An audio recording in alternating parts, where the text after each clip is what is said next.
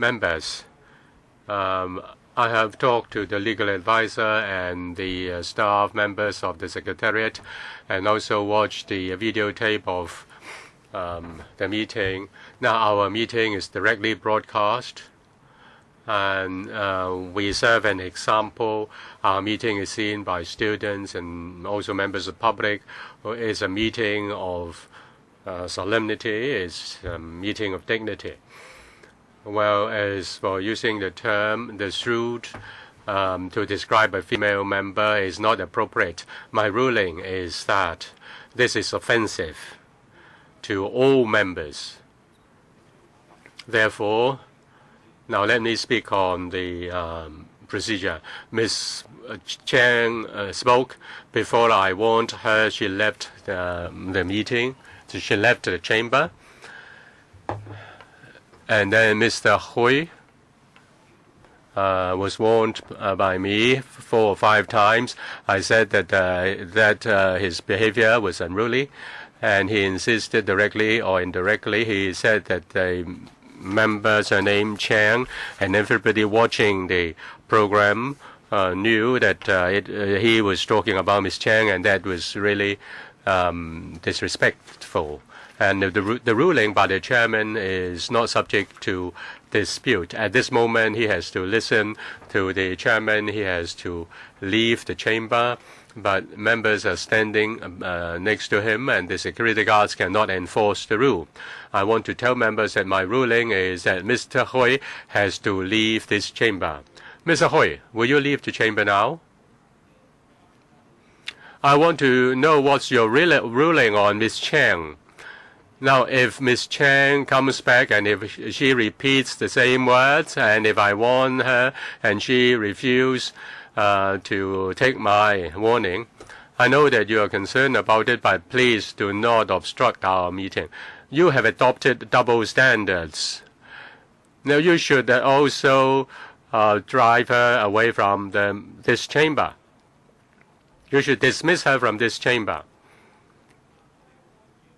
Many members, well, if the member just say something and then said something and then just left, then it would be hard for me to dismiss that member. Now, Ms. Chang is not here, and I have no chance to warn her. How should we conduct a meeting? If a warning is given to a member 5 or 6 times and he insists to stay, and other members try to protect him, how can we continue?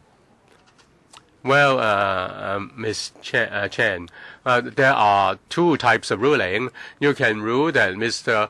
Hui has used a offensive language, and now you have ruled that, and then you dismiss him, and you ask him to leave, and after many times he refuses, and therefore he refuses, and then that is unruly, and therefore you ask the security guards to move him.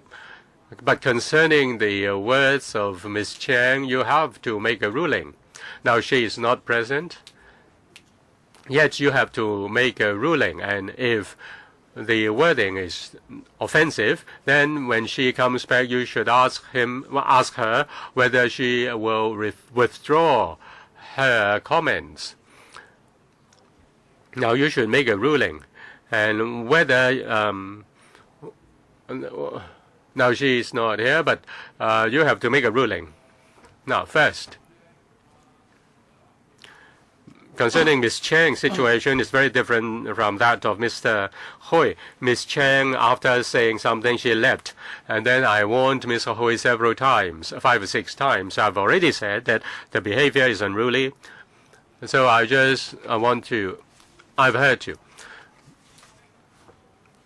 Now, this is not parliamentary language.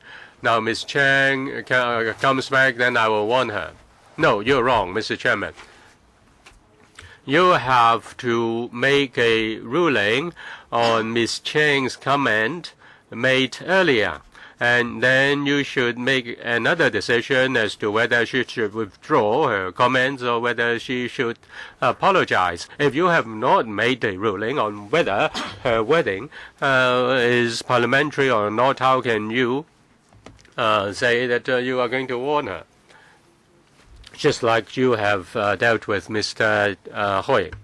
Please listen carefully. I've already said that this is not parliamentary and the comment is offensive. Whoever made that remark, even if you made a remark, it would be offensive. I didn't say that if Dr. Cheng said that it's not offensive. The crux of the matter is that when the chairman asked the member to stop, but this member continued with that remark. So let's not waste any time. The whole of Hong Kong is watching us. Mr. Hui Chi-fong, either you leave the chamber, or I'd like to ask you to refrain from making such a remark. And I will, and please understand that we have to follow our rules of procedure. If the chairman is so soft and doesn't do anything about it, I shouldn't be, in the chair. All right, next, Leung Kwok Hong, it's your turn now. Would you like to speak? Chairman, I have to clarify one point.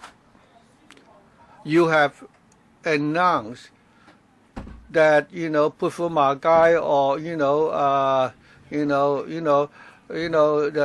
the members rhetoric is like trying to that she's trying to provoke quarrels.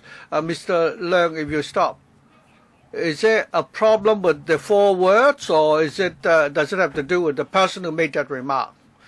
No.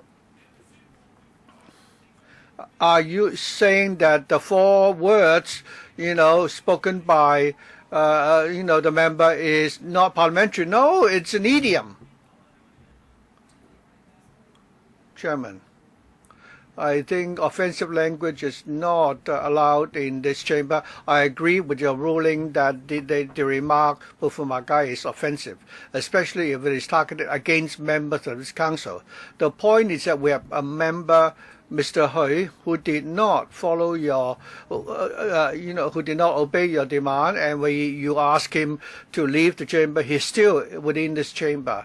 Chairman, I think you have already watched the recording of the whole proceeding today and saw that Mr. Lui, repeated the same offensive remarks several times, and after he made a ruling, he did not stop, and when you try to ask him to leave, other members try to stop the security, staff from enforcing your order. So I still think Mr. Hui should leave.